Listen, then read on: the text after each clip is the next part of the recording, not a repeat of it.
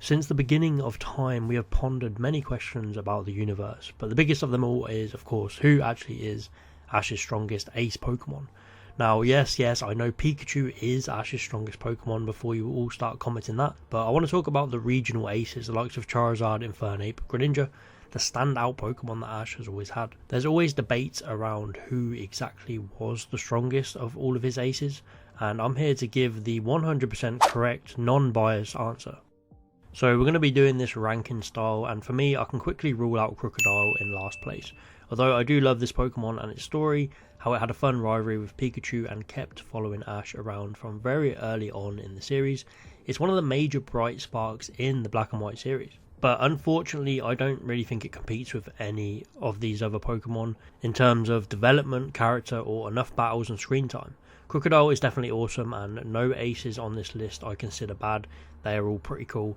But for me, Crocodile was missing a lot of involvement. It only had 5 battles for Ash. And granted, it did win 80% of them battles. Win percentages are courtesy of Zach Toshi's amazing win rate video, so shout outs to him. But Crocodile was lacking a narrative edge and lacking a number of tough battles. It did take down Iris's Dragonite, which you can't really falter, but considering Iris had only just caught it, it wasn't well trained, I don't think it was a feat to put up much higher. So Crocodile comes in 7th. And on to 6th, and this one actually pains me because I think it has to be Sceptile. I love Sceptile, literal coolest Pokemon ever. Sits in a tree with a twig in its mouth, just the chillest guy, but I can't really warrant him going much higher. And it all will be explained down the line. Sceptile is the only ace on here who hadn't fully evolved come the time of his Pokemon League, so it really didn't have time to make big strides and impacts in its final form. It did however go on to evolve in the Battle Frontier and do some great stuff there, and it also had a lot of big wins in Hoenn as a Groovehole and Trico. It's just all round a really solid Pokemon for Ash. I think it has a lot of losses but also some huge wins. He does well in quite a few of Ash's gym battles, but I think the real big moments for me are against Spencer in the Battle Frontier, where he takes down both Shiftry and Claydol. I love Sceptile's mini arc in the Battle Frontier, where it gets heartbroken and can't use its moves for a while, but then overcomes the pain of a broken heart to come back stronger and clutch Ash some big wins. Also, its return in the Sinnoh League to take down that pesky Darkrai just adds to how great this Pokemon was. I really wish I could put Sceptile higher, but there's just so many strong Pokemon on this list. Okay, Sceptile, Leaf Blade! Sceptile! And on to 5th place, we have Ash's Alola ace. Now, who is Ash's Alola ace, you may ask? Well, that is actually a pretty good question. It really is Pikachu. How insane Pikachu was in Alola makes it a clear ace. And in my opinion, it really was the first region that Ash didn't have a clear standout ace like the others. They really pushed Pikachu into this world beater. But not counting Pikachu, for me it is Lycanroc. There is a solid argument to be made that it could be Incineroar, but I think Lycanroc was more crucial and had more battles, and of course it was the Pokemon to deliver that winning blow to win Ash the Alola League. Lycanroc is such a great Pokemon, good story, constantly pushing itself to get stronger, going through major training arcs. Just a real Ash Pokemon through and through. The best doggo. Standout moments were clutching against Nanu's 3 Pokemon, then of course against Gladion in the Alola League final. It was such a solid Pokemon for Ash. I don't think it's too far ahead of Sceptile, to be honest, but the league feats and overall contribution probably just has it a little bit higher.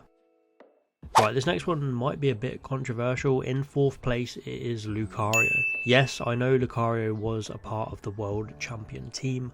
I know this team is considered to be the strongest of Ash's teams because power scaling and because it's the one that won him the whole damn thing. But I don't care. This Pokemon was so underdeveloped in my opinion. It had so much focus as a Riolu, got a few losses and then struggled way too long to take down that damn Graplock. And then it was kind of sidelined for a while again until it got Mega Evolution. The development of Lucario holds it back for me. Yes, we are ranking on strength, but Ash and his Pokemon have deeper bonds, and the deeper connection they have, the stronger they are, I believe. So Lucario is held back in certain areas that the last 3 just aren't. Lucario did do wonders at the back end of Journeys. He beat Raihan's Duraludon and Cynthia's Garchomp, which alone is an incredible achievement. But I really can't justify putting Lucario first just because it took down some champion Pokemon.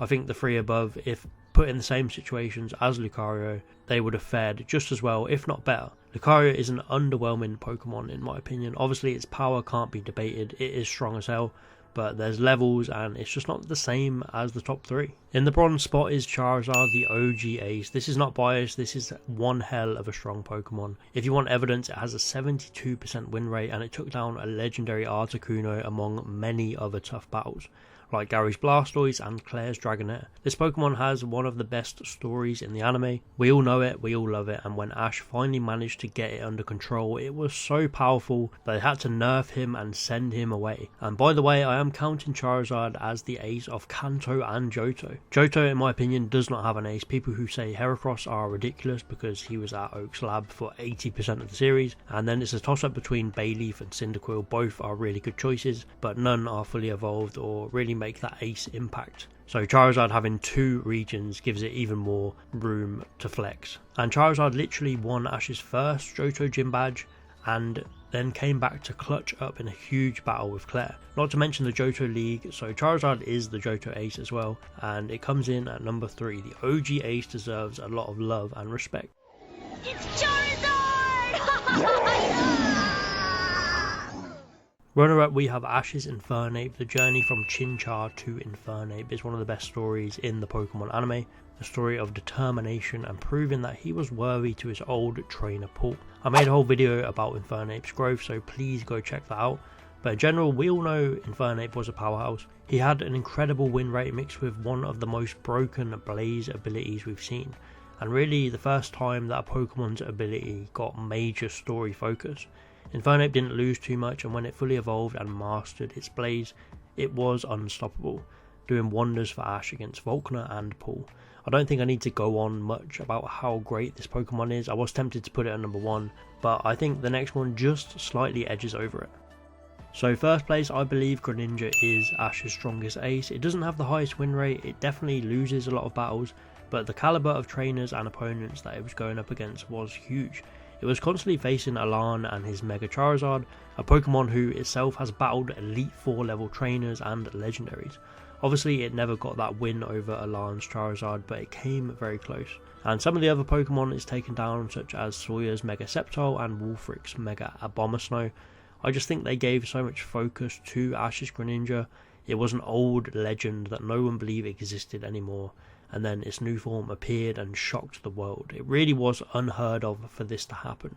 They didn't give Ash Mega Evolution, no, they just gave him a whole new form that no one has ever seen before, not even in the games. This Pokemon got so much development towards the back end of XYZ, and it was all about learning how to master this form, and I do believe with even more time together after mastering it, Greninja would have gone on to be one of the strongest Pokemon to exist.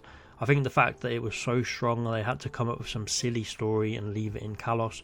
I don't think Greninja is perfect. Other Pokemon on the list definitely have bigger moments and better development, and this list could have turned out differently, but Greninja was given so much focus, it really became the Greninja show towards the end, and mastering a new form alongside Ash just shows how strong they were and how close their bond was.